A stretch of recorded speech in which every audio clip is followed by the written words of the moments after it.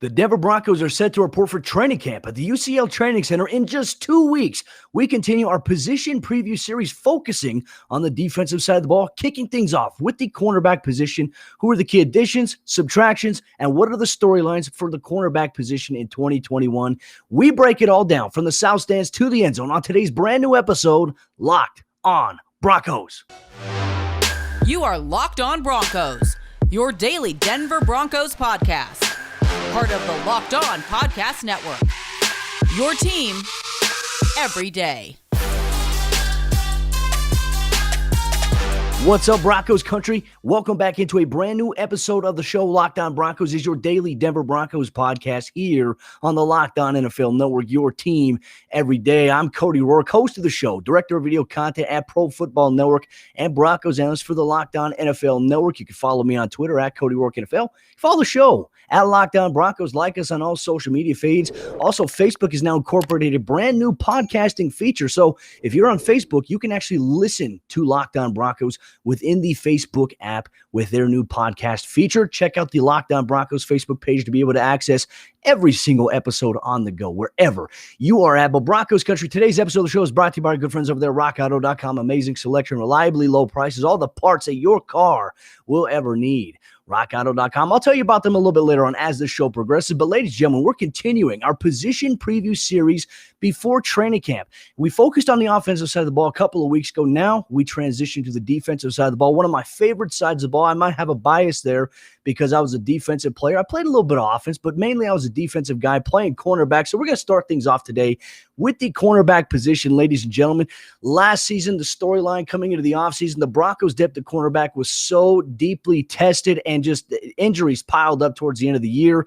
You had Parnell Motley and Michael Ojemudia starting in the Week 17 regular season finale against the Las Vegas Raiders. The depth was so depleted. Now, the Broncos enter 2021. It's not the case at this point in time with all the additions that they made. And I also just touched on this as well in my latest article of their 9news.com. Click on the Broncos tab. You'll see my latest about the Broncos secondary depth and why now it is a good problem for them to have. But let's talk about some of the key additions this offseason for the Broncos in the cornerback room specifically. I think we have to go to free agency first off and foremost. The first move for the Broncos was going out and getting Ronald Darby to a 3-year deal. Now for Darby coming to this Broncos defense, coming off of a career year for him in the Washington football team on one of the NFL's best defenses last year, might I add, his athleticism, his speed is something that stands out to me. I had a chance to interview him in a press conference before mandatory minicamp had concluded, and he even said that for him, he believes that his speed is going to be something in terms of his trait that people are going to notice in Vic Fangio's defense. He's going to be that speed guy. So anytime the Broncos need to match up maybe with a Tyreek Hill,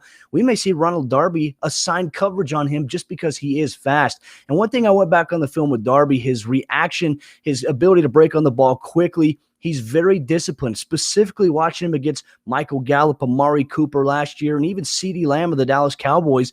He put on some really fun things on film that should have Broncos fans excited coming into this season. Obviously, a great veteran addition there. The concern for him, I think, amongst Broncos fans is when they look at his prior history, he's been injured in various seasons with Philadelphia Eagles, the Buffalo Bills, but he maintained a full-on season last year. Didn't miss any games. He had a whole entire season under his belt.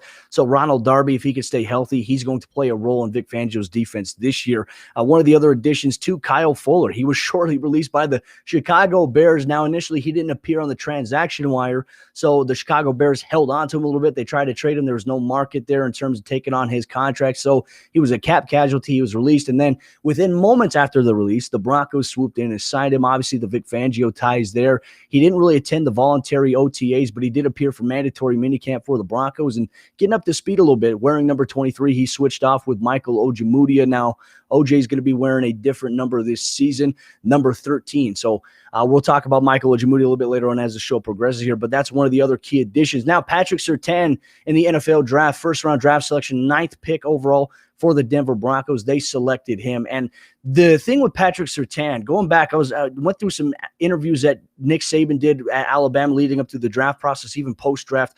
He just said that he is a coach's dream because he's a guy that is so disciplined. He's so attention to detail. He's one of the most cerebral players, and he studies the playbook. And then it came as no surprise to find out that he was going through in mandatory minicamp, rookie minicamp, going through this motion of learning every single position of the Broncos defense. Vic Fangio said he's the type of guy that wants to learn everything, and I think that increases his value to getting on the field. Now, there's obviously some storylines we're going to address a little bit later on in the show about how the Broncos can maybe get all these cornerbacks on the field at the same time together. But Patrick Surtain, one of the other key additions. So the Broncos go deep in cornerback this offseason through free agency and also the NFL draft. They also added Kerry Vincent Jr. as a 7th-round pick out of LSU. We'll talk about him a little bit later on as the show progresses. But those are the 3 key additions to that position. Now let's take a look at the departures. A.J. Bouye was released by the Broncos, and obviously he was dealing with the suspension. He's going to be suspended the first 2 games of the season anyways, but he was a key offseason acquisition. I felt like last year in his limited sample size, I thought Bouye did pretty well for the Broncos. He gave up a few catches, but his contested coverage was there. I mean, he was there making contested plays. He created opportunities. He was the reason that Sang Bassi got his first career interception against the New Orleans Saints in that game. Great coverage against Michael Thomas, but unfortunately the suspension with the Peds, he was 6 games out. 2 games at the beginning of this season, the Broncos said, hey, we can't wait around. And, we're going to move and we're going to go in a different direction. This was a John Elway signing. And George Payton said, hey, I'm going a different direction. So Bouye is gone. Also, another key departure for the Broncos, Devontae Bosby, who last year I felt like had such an up and down roller coaster type season. At the beginning of the year, when there were some injuries to the Broncos secondary and Devontae Bosby had to come in and play on the outside, it allowed Bryce Callahan to move inside the nickel. And then you had Michael Ojemudia on the outside with Bouye's injury. Bosby played pretty well, specifically against the New York Jets. Now, there were some games where he gave up catches, sometimes was slow to react.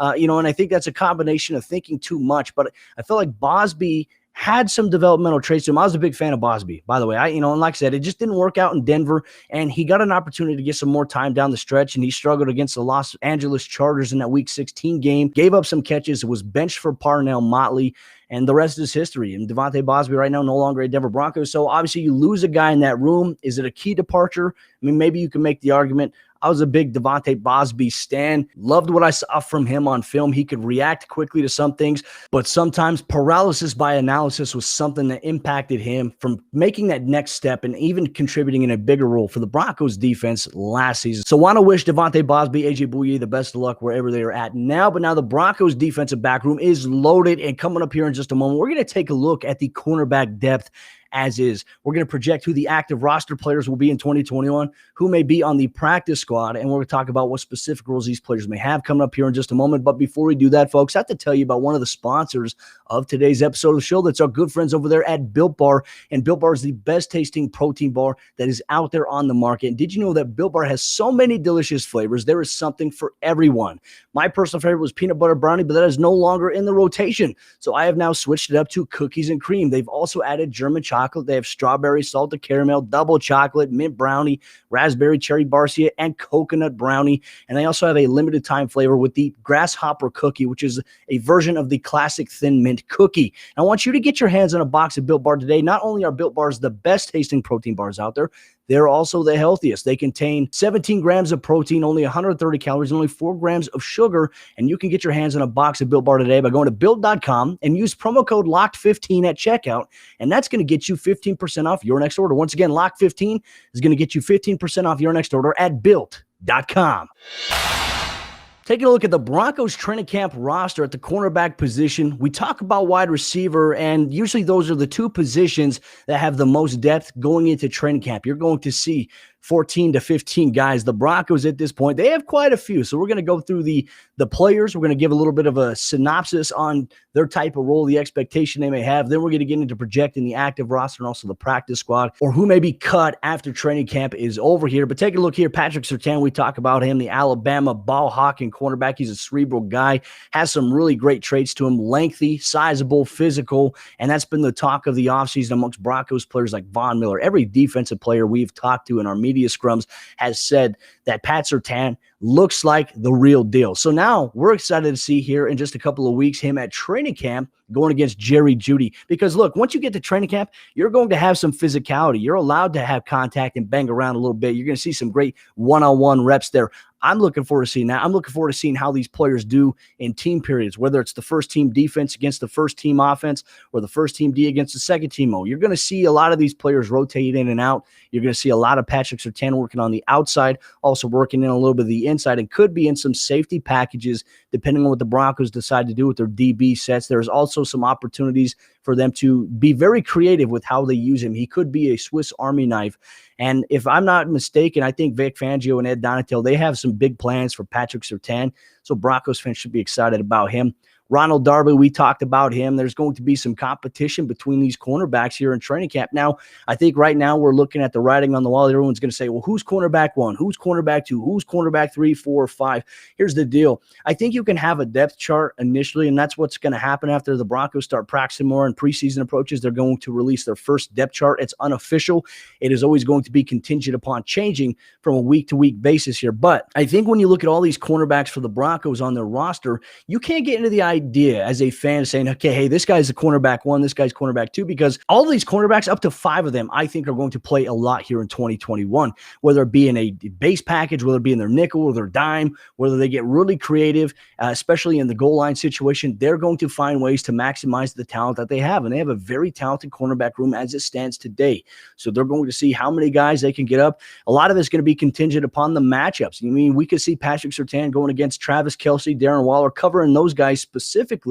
And then you have Ronald Darby and those other guys floating in, Kyle Fuller, Bryce Callahan, and other positions covering different guys trying to take away the next biggest threat. I think that the Broncos defense is so well suited with Kareem Jackson and Justin Simmons on the back end. They can be very aggressive this year. We're playing some more press man-to-man coverage with the cornerback position. So Ronald Darby can play that. He can play on the outside. He can play on the inside.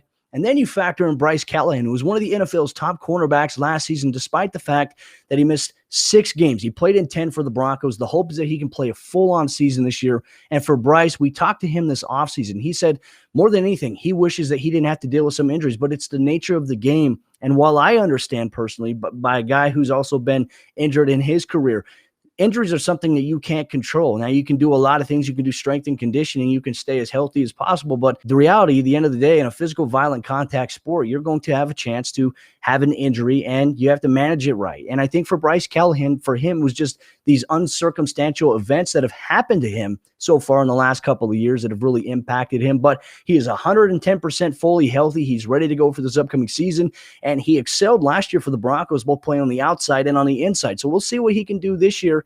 But I imagine even if the Broncos have all this depth, we may see Bryce Callahan play specifically just on the inside and the slot and the nickel. And it may actually preserve his shelf life if, in fact, the Broncos can utilize all of these talented DBs that they currently have on the roster on paper, right? The on-field product, these guys have to go out there, they have to perform, they have to execute. But right now on paper, they have one of the best secondaries in the league. I think it's really, really hard to argue at this point. Now you add in Kyle Fuller, his former teammate in Chicago, who knows Ed Donatell, who knows Vic Fangio's defense super well, coming off of a little bit of an odd year for him, especially in coming off of Chuck Pagano's defense down there in Chicago. His best year was with Vic Fangio. He had 7 interceptions, 21 passes defensed, and a 68.7 quarterback rating when targeted. He really excelled in Vic's defense, so there is hope here, especially at 29 years of age, that he can come back into Vic's defense, pick up really where he left off back in 2018 after having a really dominant season. That whole defense, whether it be Bryce Callahan, Eddie Jackson, Kyle Fuller, I mean, those guys were all over the place in terms of having one of the best secondaries, one of the best scoring defenses in the National Football League. Vic is hoping that with Von Miller, Bradley Chubb on the outside of the defense, if they can stay healthy, the guys that they have in the secondary, that they can be that unit here in 2021. There's a strong chance it could happen, but there are so many different factors that will come into whether or not that can actually happen for the Broncos this upcoming season. Now we get to Michael Ojemudia, and I feel like he's often lost in the mix of the discussion amongst Broncos fans because of the fact that they went out and they signed Darby, Fuller, and they drafted Patrick Surtain. Michael Ojemudia is still going to have a big role, and that's what Ed Donatell had told us during mandatory minicamp in a press conference. He said that he's been very impressed with how he's responded to having all this competition. He's been learning the nickel and the dime position, the slot, and he's also still able to contribute on the outside. So Michael Ojemudia will be a player that will see time on the field, even if he doesn't start. I believe he's going to be an impact playmaker for the Broncos defense this upcoming season, specifically with Vic and Ed Donatell. I feel like blitzing him off the edge or inside from the slot, I think it'll add another dynamic to this Broncos defense here in 2021. Duke Dawson, obviously coming off of a complete knee reconstruction. Not sure if he's going to be ready to go for training camp. Obviously, he's going through the rehab process. The Broncos, they aren't rushing him back, which is a great thing. He's taking his time, and when he's ready, he'll be ready. But he can obviously play inside that hybrid role as what Michael Ojemudia will more than likely be doing this upcoming season. He can play safety. He can play corner. He can do all these things. And obviously, the former second-round pick, Vic Fangio and Ed Donatel, they see something in him, and they want to keep him close to the belt here. Sang Bassey's coming off ACL as well. He was in mandatory minicamp practice. Didn't do too much. He's going to be eased into training camp because once it gets a little bit more physical, there's banging, there's contact involved. You want to be careful with these guys that are coming off of contact injuries, and that's exactly, well, in Bassey's case, it was a non-contact ACL tear, but you want to reduce that because contact adds a whole nother dynamic in terms of taking your angles and also planting the force, the amount of physicality that you use to plant your foot into the ground, specifically when you're coming up against the run. You can re-aggravate something really easily. Nate Hairston's a fifth-year veteran coming over for the Broncos as well. He was released a little bit this offseason with a roster technicality and then was brought back the next day.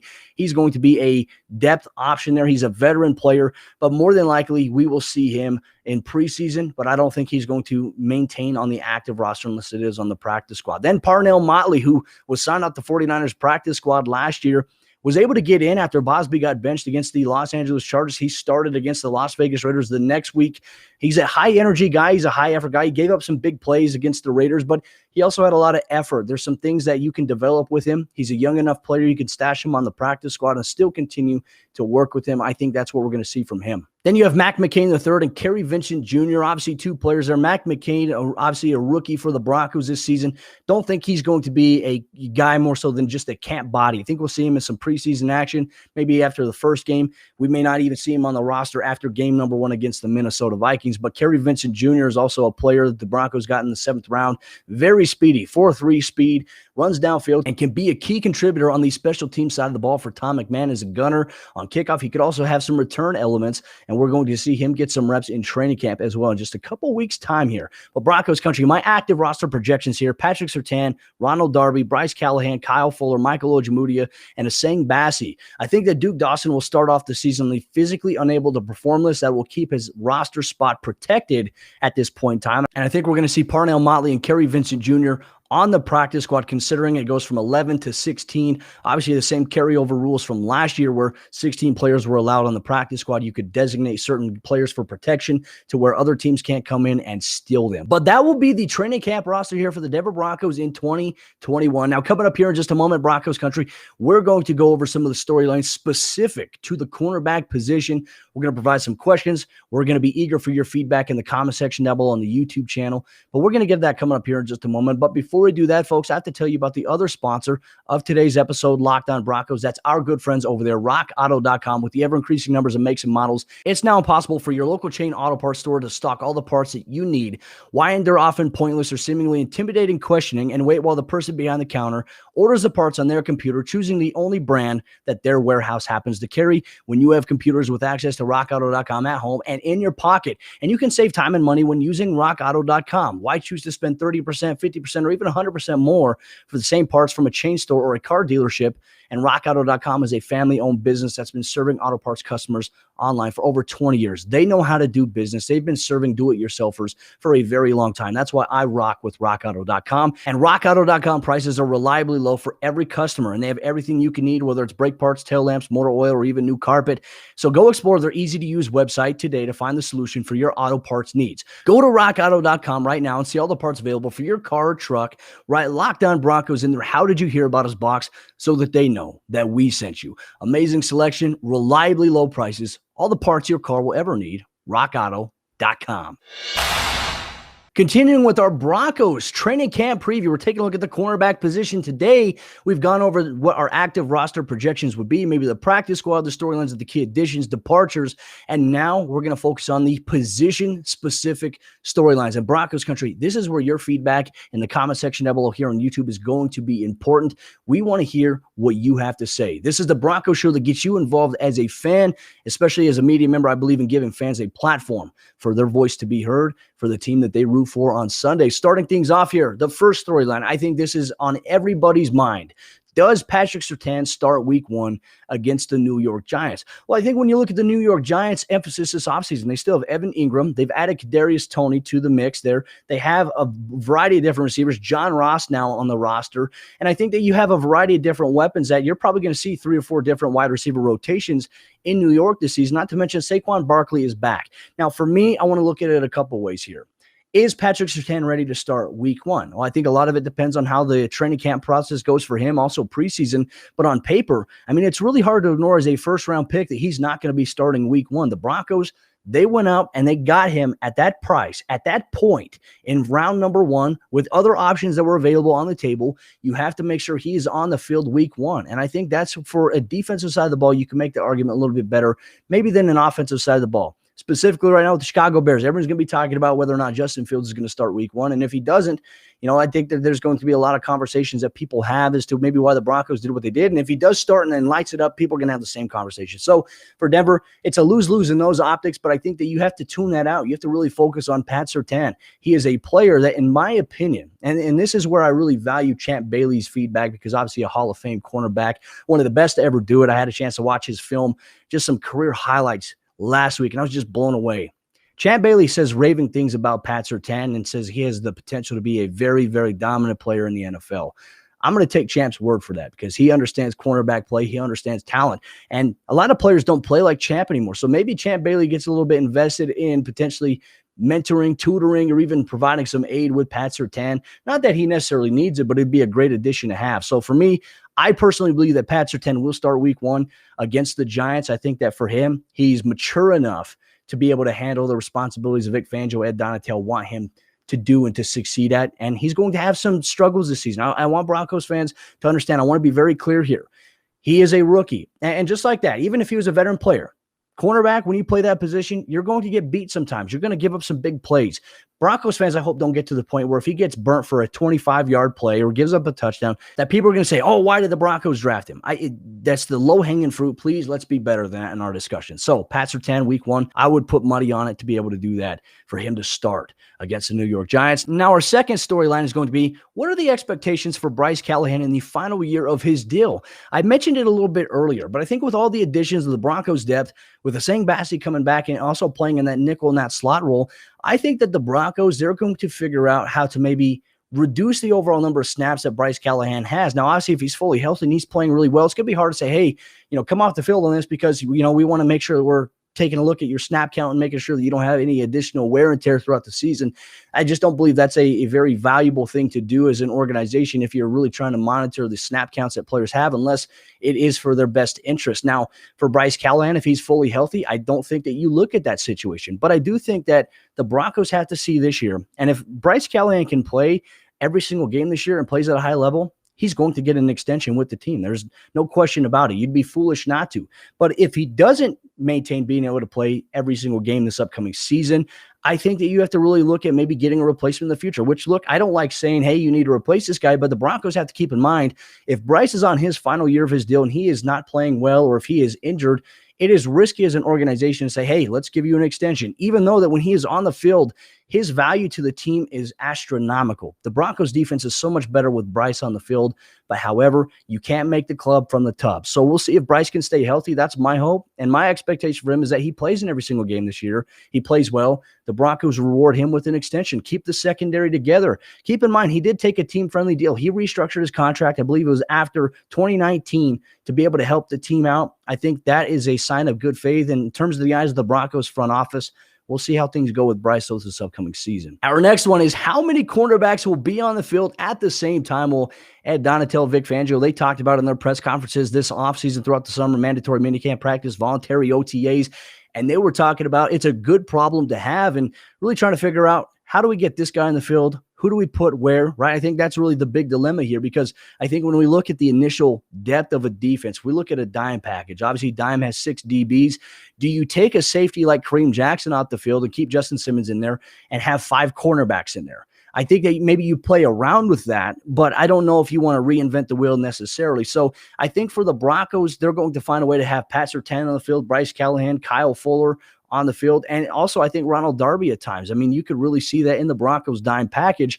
But the question for me that I have is, how do you get a guy like Michael Ojemudia onto the field? Now, right now, I have no idea because we don't know how the rotation is going to play out. We could see the Broncos coaches get really creative with rotating guys in different series, keeping guys fresh. How often is that, done in the NFL? I don't think it happens too often, but with the Broncos depth that they do have, it might be a possibility. So we'll keep an eye on that.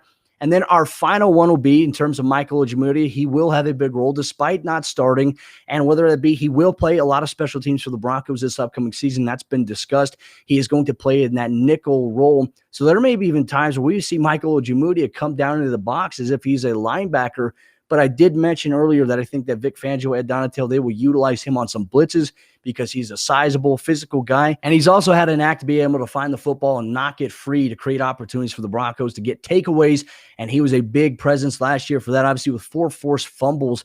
He is a physical guy, and I tell you what, I love watching Michael Ojemudia on film, and I think that he's going to help the Broncos defense in a big way this season, even if it is not in a big-time starting role. His impact will be big. And Broncos country, I want to know what your thoughts are. Let me know in the YouTube comments here down below. Tweet me on Twitter at Cody Roark NFL, at Locked On Broncos. We've continued our position preview with the defensive side of the ball this week. We talked cornerbacks today. On tomorrow's episode of Locked On Broncos, we're going to talk about the safety position. We're taking a look at Justin Simmons, Kareem Jackson, the guys behind them, and how the Broncos can get creative with maybe how many safeties they use this upcoming season. We project the roster, we break it down. But that'll be on tomorrow's episode of the show. But in the meantime, Broncos country, if you love today's episode of the show, make sure you hit that subscribe button, hit the thumbs up button, and make sure you turn on notifications. Anytime Locked On Broncos has a new episode, we got you covered every single day. You're going to get an episode drop a day early of the podcast, 4 p.m. Mountain Time on the YouTube channel, Locked On Broncos. We're close to 4K subscribers. And once we get to 5K, I will be doing a jersey giveaway to one lucky Broncos fan, whether it be a male or a female. We get a men's jersey, a women's jersey, and they get to choose the player, and I will get it shipped out directly to their doorstep once we get to 5K. And you can only do that by making sure that you're subscribed to the Locked On Broncos podcast here on YouTube and also on your favorite audio podcasting platform, Apple Podcasts, Google Podcasts, Spotify, or the Odyssey app. But with that said, Broncos country, I'm Cody Roark, host of the show. I'll see you tomorrow as we talk about the Broncos safeties heading into training camp.